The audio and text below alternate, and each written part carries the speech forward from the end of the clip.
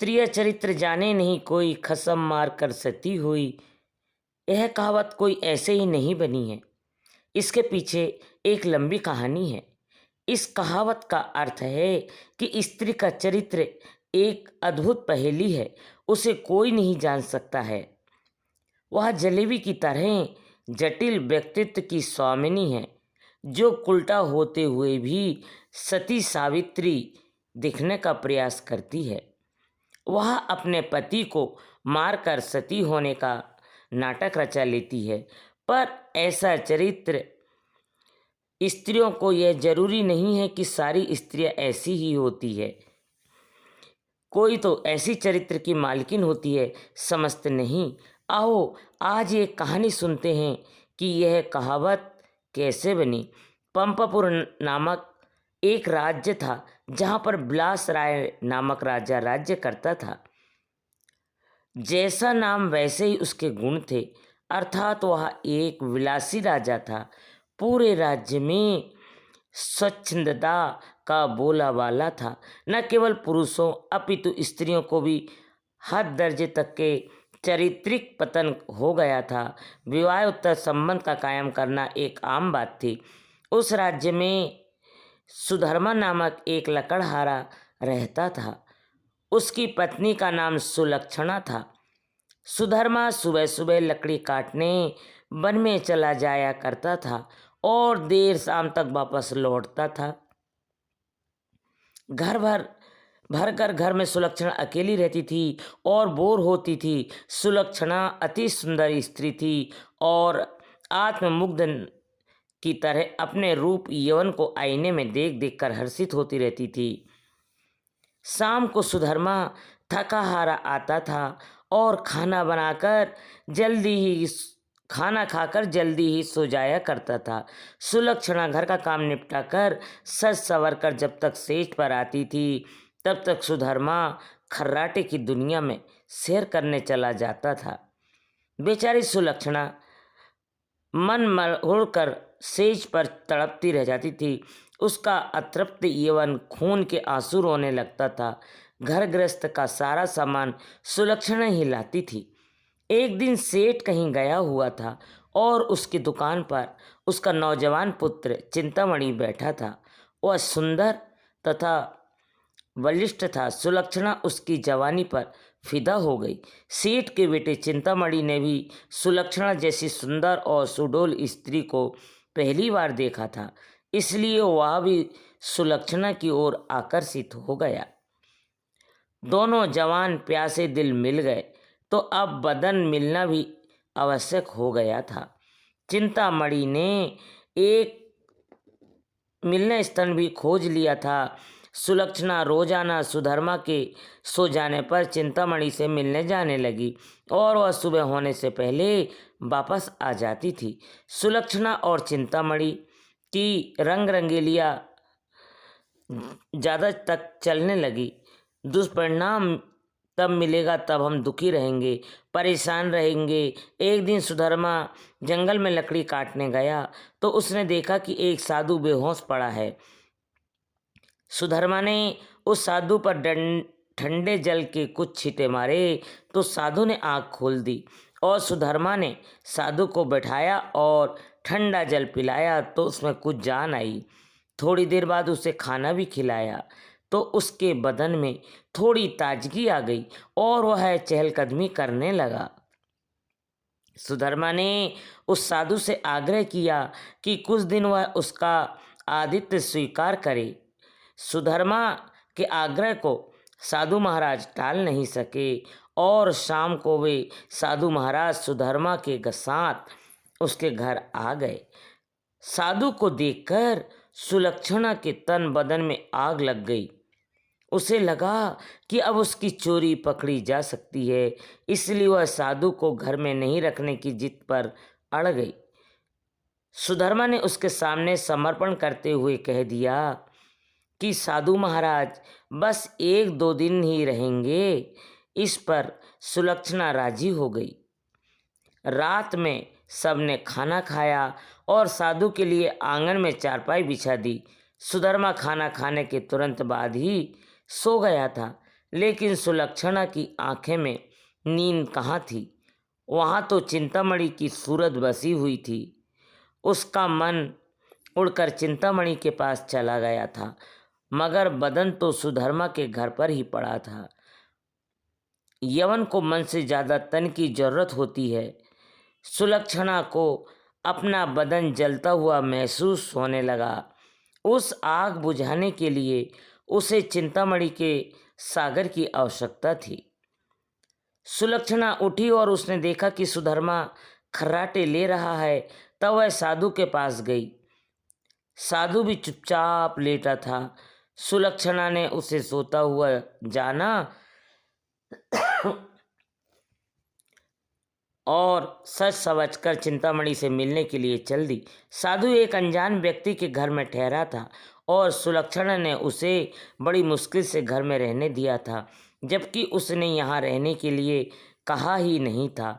सुलक्षणा के व्यवहार को देखकर दाल में जरूर कुछ काला है, साधु महाराज के मन ने कहा और सोचता ही रहा। इसलिए उसे नींद नहीं आई और वह उन दोनों के क्रियाकलाप देखता रहा। जब सुलक्षणा उसके पास आई तब वह चुपचाप लेटा रहा। उसने सुलक्षणा को वन संवर कर कहीं पर जाते हुए देख लिया था, मगर वह चुपचाप पड़ा रहा। उसने यह भी देखा लिया था कि भोर होने से पहले ही सुलक्षणा वापस आ गई थी। उसे अब सारा माजरा समझ में आ गया था। दूसरे दिन सुधर्मा जब जंगल से लौटा तो साधु ने उसे अपनी पत्नी से सावधान रहने को कहा और यह भी कहा कि उसकी पत्नी किसी से मिलने रात को कहीं जाती है। इस पर सुधर्मा को सुलक्षणा पर बहुत गुस्सा आया और उसने सुलक्षणा को मारा पीटा भी बहुत। उसने सुलक्षणा को हमें से बांध दिया और सो गया। सुधर्मा के मकान के पड़ोस में हरि राम नाई रहता था, जिसने पत्नी का नाम सुशीला था। सुलक्षणा की तरह सुशीला भी एक चरित्रहीन स्त्री थी। उसका भी एक यार था। चूंकि दोनों एक ही नाव पर सवार थी, इसलिए दोनों घनिष्ठ सहेली बन गई थी। दोनों सहेलियां एक दूसरे के संदेश लाने ले जाने लगी का काम भी करने लगी थी। इसलिए दोनों स्त्रियां एक दूसरे के प्रेमियों से भली भांति परिचित थी। उस रात जब काफ़ी देर तक सुलक्षणा नहीं आई तो चिंतामणि को चिंता होने लगी कि वह भागा भागा सुशीला के पास आया और सुलक्षणा को बुला लाने के लिए सुशीला से कहने लगा। सुशीला सुलक्षणा के घर गई तो उसे खंबे से बांधा पाया। तब सुलक्षणा ने सारी कहानी बता दी। सुशीला ने चिंतामणि को संदेश सुलक्षणा को दिया तो सुलक्षणा ने अपने बंधे होने की मजबूरी बता दी। इस पर सुशीला ने कहा, ऐसा कर, मैं तेरे बंधन खोल देती हूँ, तू चिंतामणि से मिल, तब तक मैं यहाँ बंधी रहूँगी।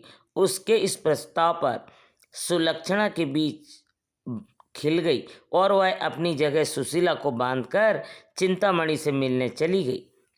साधु महाराज ये सब नज़ारा देख रहे थे, सुन रहे थे, मगर वे चुपचाप खाट में सीधे पड़े रहे। रात में जब सुधर्मा की नींद खुली तो उसे सुलक्षणा पर थोड़ी दया आई और उसने सोचा कि उसने कुछ ज़्यादा कठोर रूप धर लिया है, अब सुलक्षणा को खोल देना चाहिए। लेकिन मन ने कहा, अगर वह फिर से अपने प्रेमी से मिलने चली गई तो अब इस सवाल का कोई जवाब नहीं था उसके पास। उसने सोचा कि इस बार यदि सुलक्षणा वचन दे दे कि वह अपनी प्रेमी से मिलने नहीं जाएगी, तब तक वह उसे खोल सकता है। सुधर्मा ने जोर से आवाज़ लगाई, कलंकिनी, अगर मुझे तू यह आश्वासन दे दे कि तू उससे मिलने नहीं जाएगी तो मैं तेरे बंधन को खोल दूंगा। लेकिन वहाँ पर तो सुलक्षणा नहीं अपितु सुशीला बंधी हुई थी।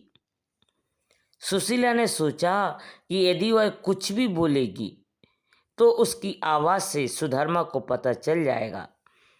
कि वह सुलक्षणा नहीं और कोई है, तो फिर सारा भांडा ही फूट जाएगा।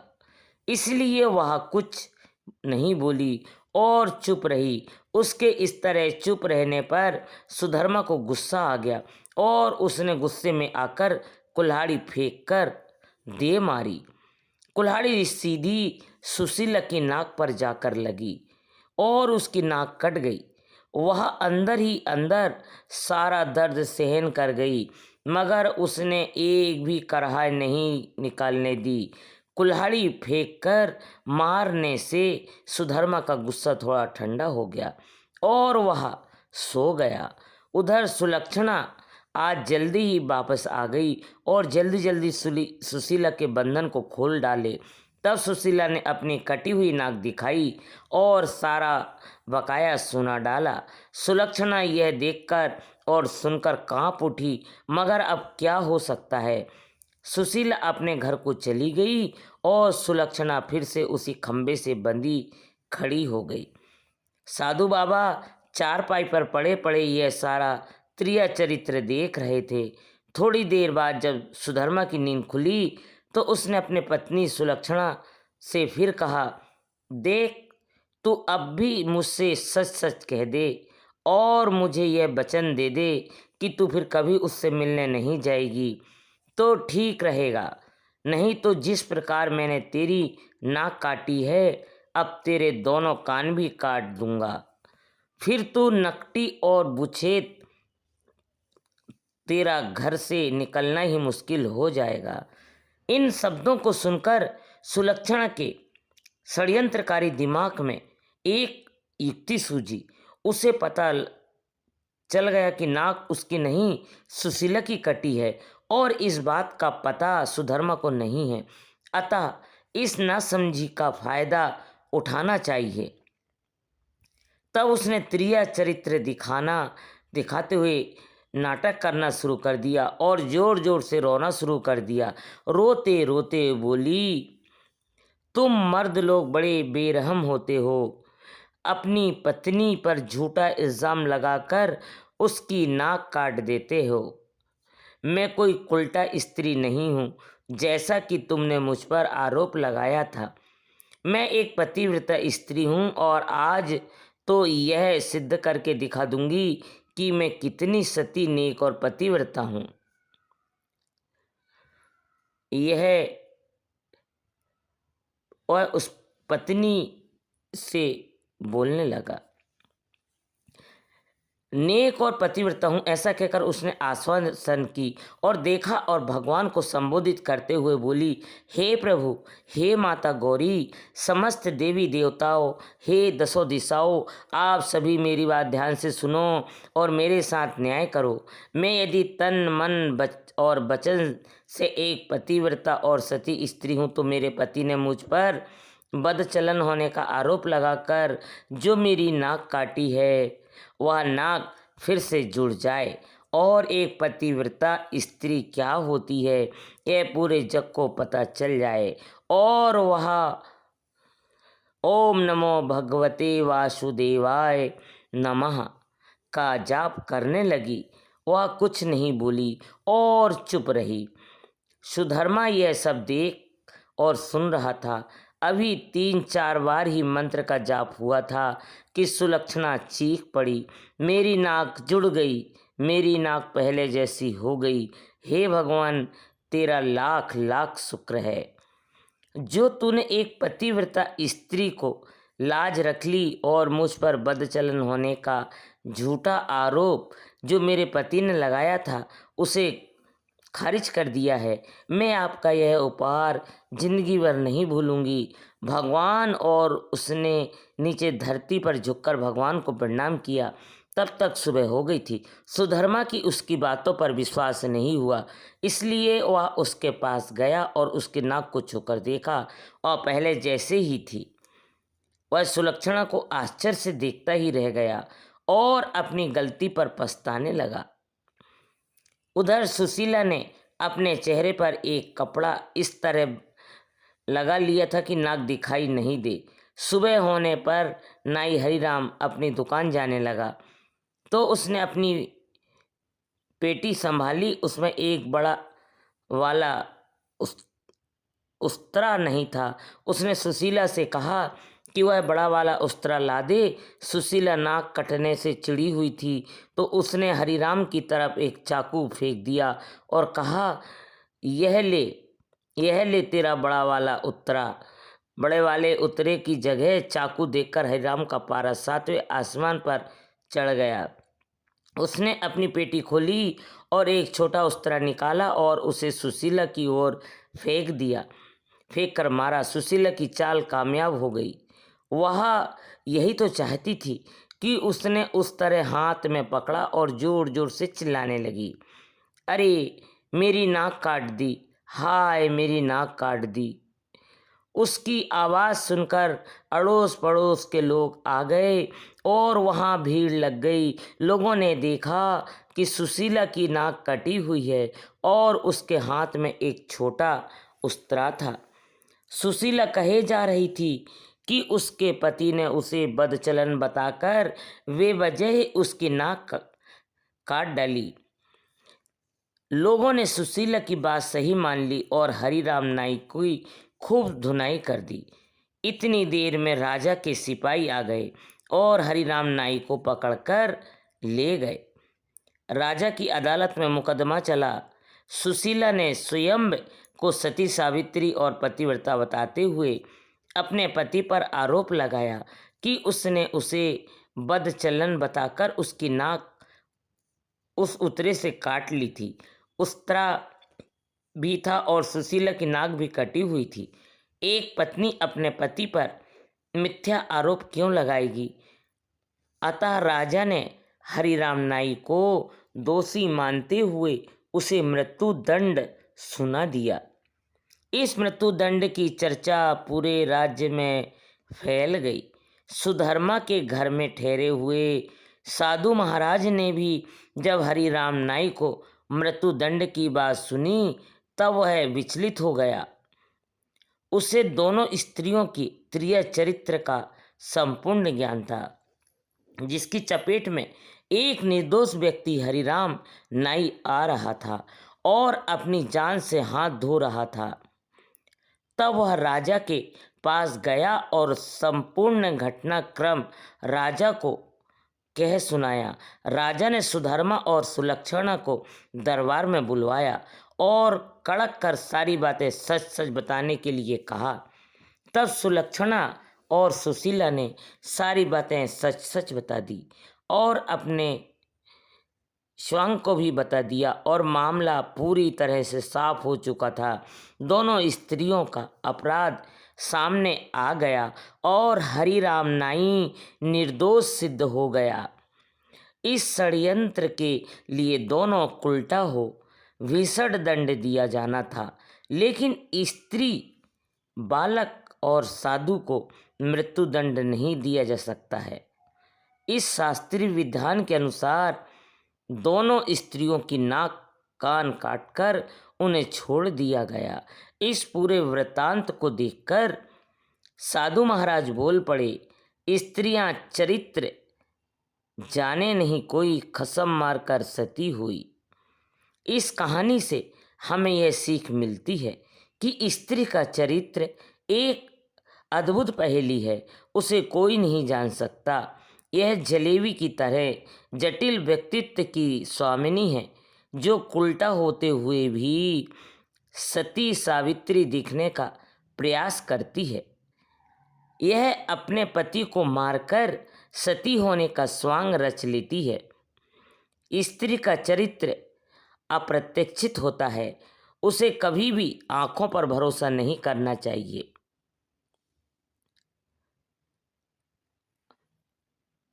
और इस तरह से स्त्री की कहानी आप लोगों को, त्रिया चरित्र की कहानी आप लोगों को कैसी लगी? अगर अच्छी लगी हो तो हमारे भोपाल गीतमाला चैनल को सब्सक्राइब और लाइक ज़रूर करें और शेयर भी करें। धन्यवाद दोस्तों।